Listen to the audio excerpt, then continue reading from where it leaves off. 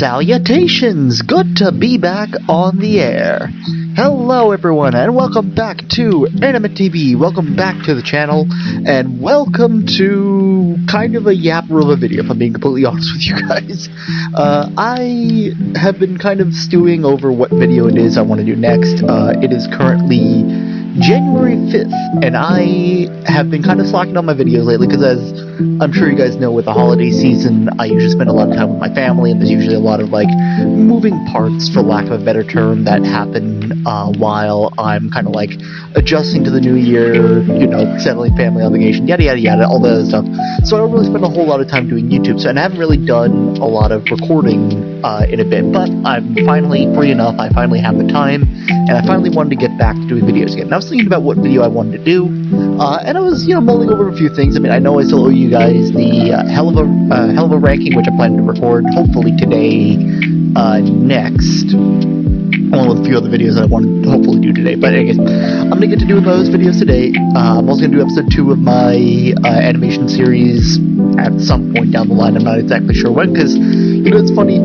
I made the video, I uploaded the video, and then immediately after that I realized, oh my god, there's a significantly easier way to do what I did in that video that I didn't show you guys. So I might spend some time showing you guys how I do that in the video that I do next. But I just want to toy around with some stuff. There's some stuff that I'm kind of, again, figuring out with this, and I want to share all of that in videos, but I also kind of want to see, you know, does this work as well as I think it will in my head? And then if it works kind of well enough by my standards, then I'll post the video, and then, like, again, maybe like what happened with episode 1, I'll learn a new technique just from watching me do a thing, and then be like, oh, there's a much easier way to do this. But anyway, so I was thinking about a whole bunch of videos that I could do, and especially because there's some stuff that is coming. There's a lot of really, really fun projects that I have coming up.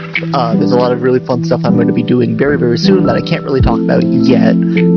But while I'm getting myself ready for all of that, I was thinking about some other series I could do in the meantime, and I was thinking about going back to do finally ReZero Season 2. I've had on the back of my mind the idea of doing a Ruby reaction series, where I kind of break down the episodes of Ruby, because also Ruby, I'm sure as it comes to no one's surprised, I mean, Ruby, Owl House, currently Roshidere, like a whole bunch of different shows have been like the heart and soul of mine, and like the things that I love so much, and things that I would love to be able to take some time to gush about. And especially with Ruby, I'd love to be able to take the time to, like, you know, now that I know where the series is going, now that I have the foresight of Volume 9 all this other stuff, I like being able to go back, and I like being able to see, like, you know, where are the breadcrumbs for some of the stuff. Because I also remember watching Ruby and being, like, in the first volume, kind of knowing Blake had some, like, cat-like tendencies to her, but then not really making the connection that she was a faunus until the episode dropped, and I was, like, I felt so cool when I got to be able to call that. So,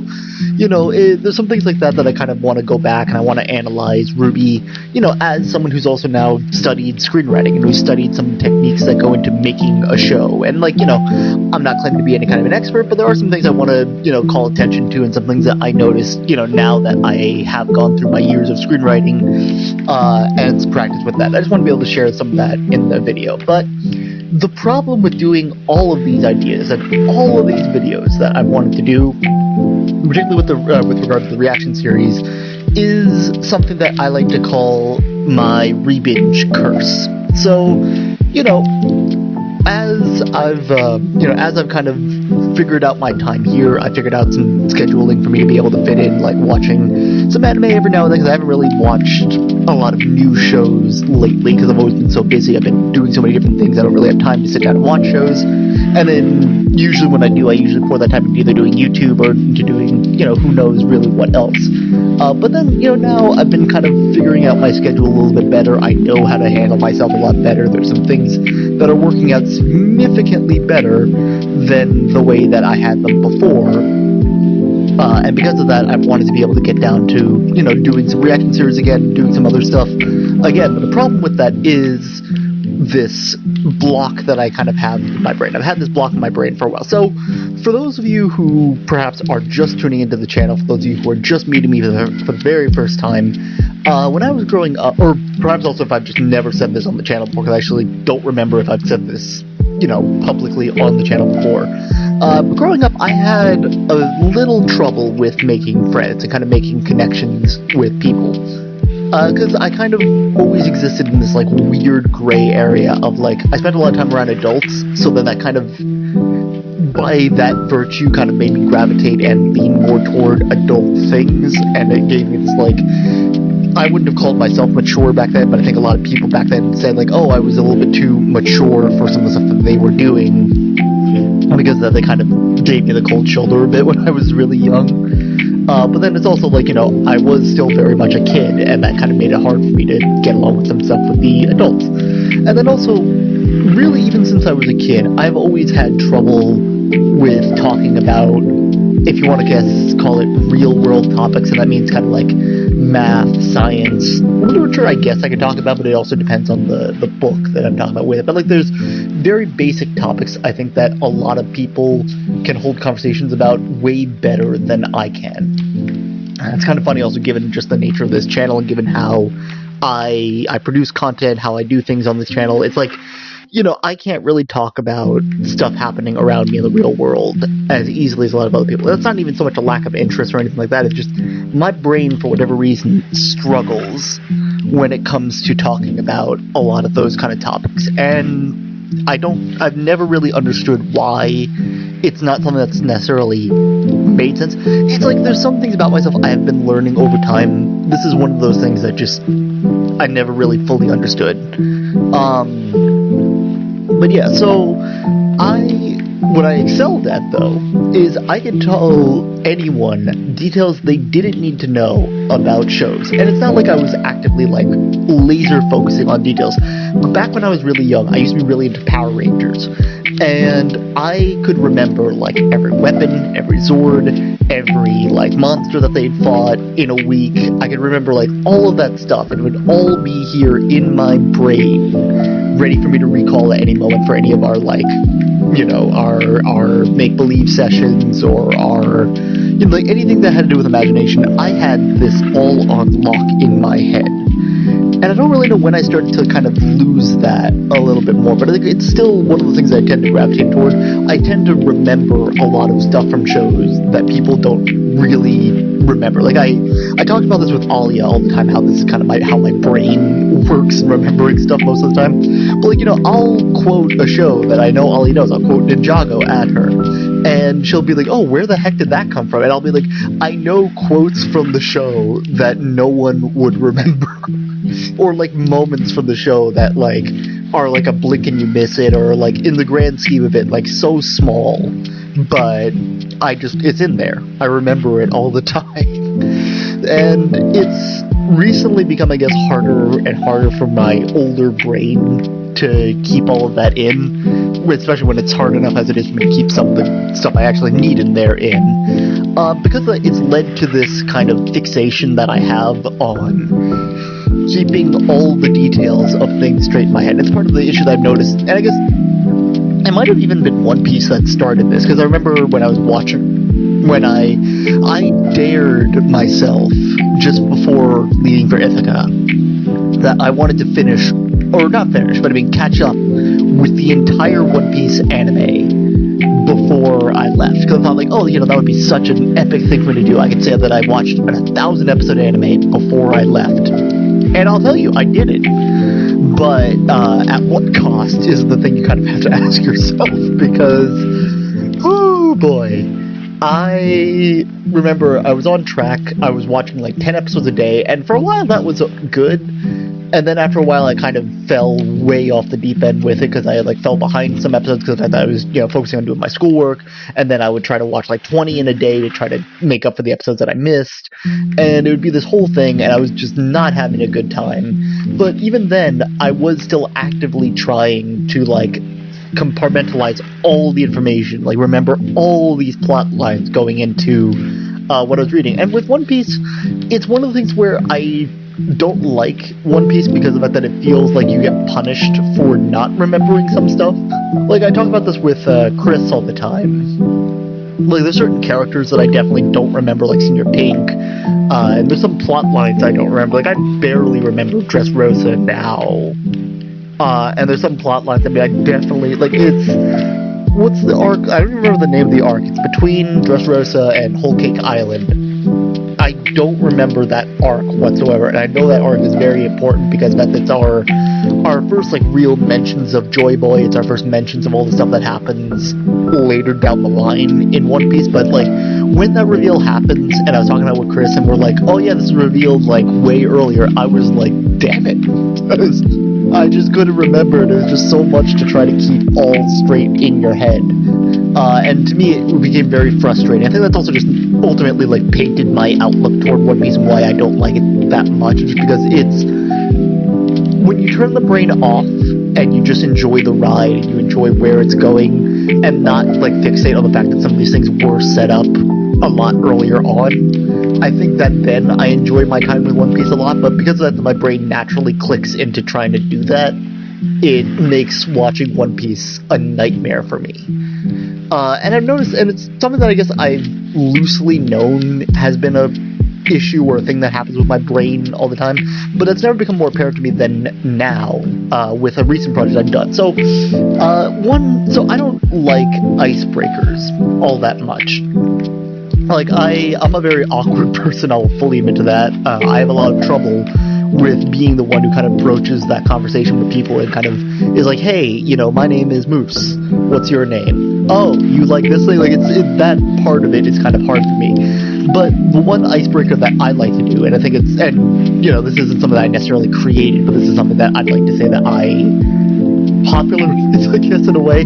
I like to do show trades. And when I started doing these, it was originally like a challenge that I made, but now I have it as just like a fun icebreaker of like, you know, I like talking to people about shows all the time. So one of the best ways for me to kind of get close with someone and kind of have that connection with someone is for us to have like a show that we have in common. And, you know, that's hard to do, especially because I can admit my show tastes are a little niche. I mean, I've thought for the longest time that, like, given that I like High School DxD, Ruby, Data Live, like a whole bunch of these other shows, that I thought at the time no one was really watching anymore, at least, that I'd be alone with a lot of my taste with that. But I've since been proven wrong on some of those points. But, you know, it's still hard for me to find those people and, like, get in touch with those people to have those connections with them. So when Chris and I started talking with each other way back when we did, it feels like, what, 8 years ago or something like that now? But I guess when we started talking with each other, we didn't really have a lot of shows in common. We liked Ruby, so we could talk about that. We had a video game that we were both into, which is a whole other story. But anyways, we had things that we had in common, but I always wanted to kind of push that a little bit more. And Chris, because he's an amazing guy, would always be willing to try out new things. And by that virtue, I was always willing to try, in fairness, anything that he would give me, because that's only fair for me to, you know, accept that in return. That's how we would do our trade. So, you know, I would give Chris a show and say, like, here, you know, just watch like the first 5 episodes of this show. If you love it, great. If you don't love it, totally fine. I just would love to hear your thoughts on it. And fortunately, because Chris and I kind of have a lot in common with each other, he'd usually end up loving them, and usually whatever he'd give me, I'd end up really, really enjoying myself. And I'd have a really, really great time with the shows that we recommend to each other. And I think, I'm trying to remember, I made a trade for some, I think 2.5 Seduction, he wanted me to read the light novel for this, but I gave him a super, super long series because he said that I really want you to read this, and I'll do this, that made it fair. Because, like, he wanted me so badly to watch this, to read the light novel, that he was willing to watch like 400 plus episodes of a show. So I gave him Card Fight Vanguard, the original anime, not the, for those who know Vanguard, there are like 3 waves Vanguard has occurred in with regard to its game as well as its anime. So I gave Chris the original series of Vanguard, which is like 400 episodes worth of stuff. But, you know, given that he's also watched One Piece, Fairy Tail, and a bunch of other longer animes, not that long in the grand scheme, but still pretty long. So I gave him that, and, you know, I get excited over the prospect of talking with someone about an anime that I'm very passionate about, and Vanguard is one of those animes. So, you know, I'd constantly bugging him, like, you know, hey, if you watch more episodes of it, hey, what'd you think about this plotline, hey, and all this other stuff. But eventually I realized eventually my hyper fixation kicked in, and I realized I couldn't remember certain details about, like, the second season, Asia Circuit, which, for those, again, who haven't watched it, Asia Circuit, it's a good season of the show.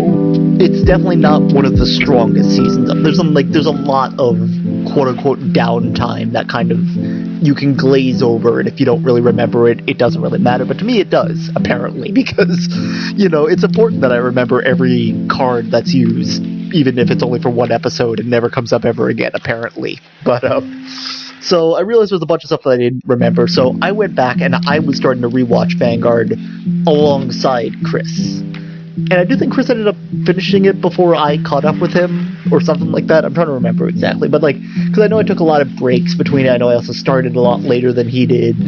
Not that I'm making excuses for that whatsoever, but, So I caught up to watching it. I got all the way to the end of the last season of it, and I'm ready to move on to the next part of the journey, the GX of Vanguard. I was ready to move on to that. And then I was like, dang it, I forgot details of Asia Circuit again, and I went back and I've been rewatching it now. And now I'm halfway through season 1 of Vanguard, and I'm kind of slowly letting go of that fixation that I have, because I'm realizing that that fixation is part of what's keeping me from going back and finishing these shows, and also it's what's kept me from going back to even do, like, ReZero and all these other stuff, because, like, it's been, almost like a year now since I've done the ReZero reaction series, maybe even less than that, but it's been a while. And I remember, like, the major beats of it. Like, I remember about the whale, I remember about meeting Wilhelm and his backstory, I remember about Rembrandt, like, I remember the major beats,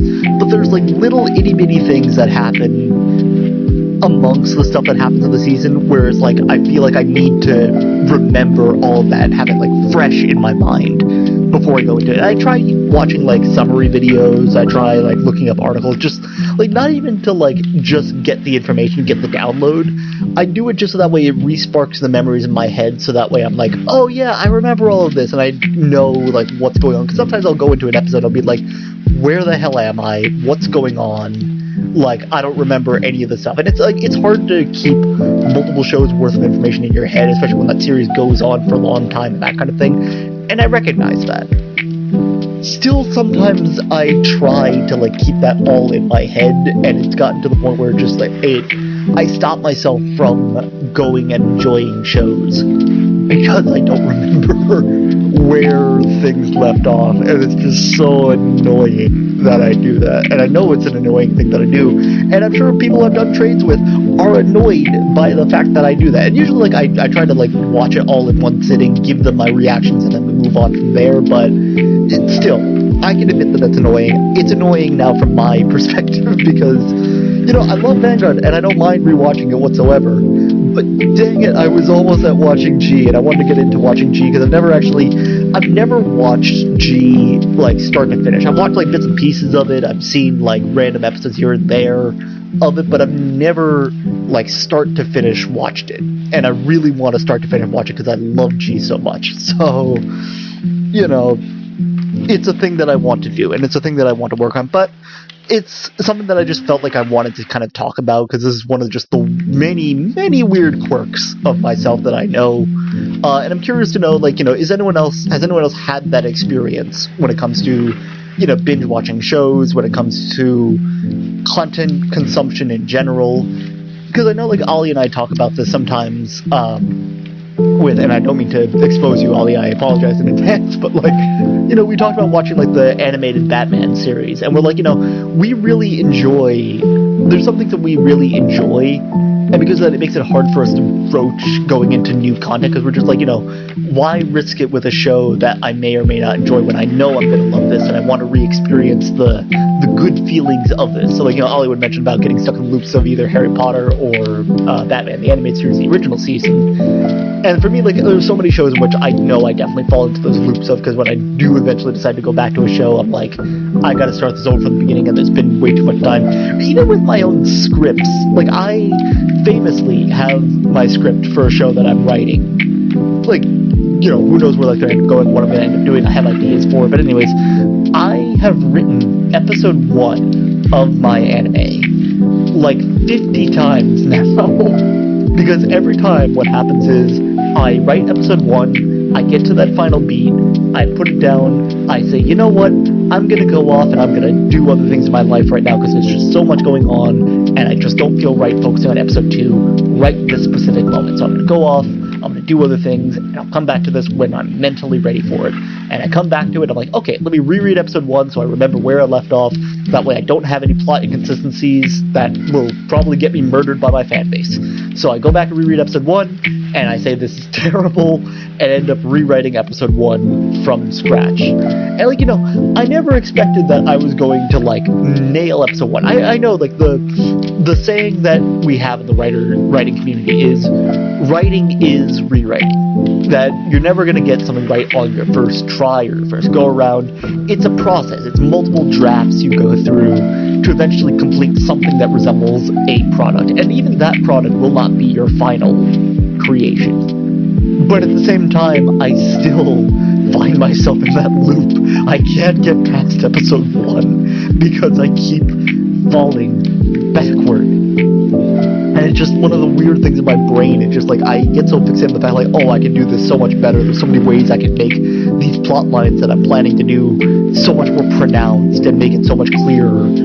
And then because of that, I never end up moving on to episode 2. And it's just like, that is my curse. That is the quirk of my brain and how that works. And like I said, I'm making this video mostly because I think it's just so fascinating how that is. It's annoying how that is in my case, but it's also, you know, it's so fascinating how my brain works with regard to that. And I'm very curious to know, like, you know, if you guys have that experience like that, or if there is anyone else out there who shares that similar quirk of the brain.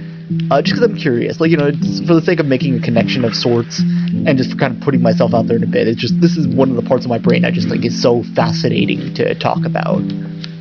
So I'd love to hear your guys' stories or your guys' thoughts or anything like that with regard to this.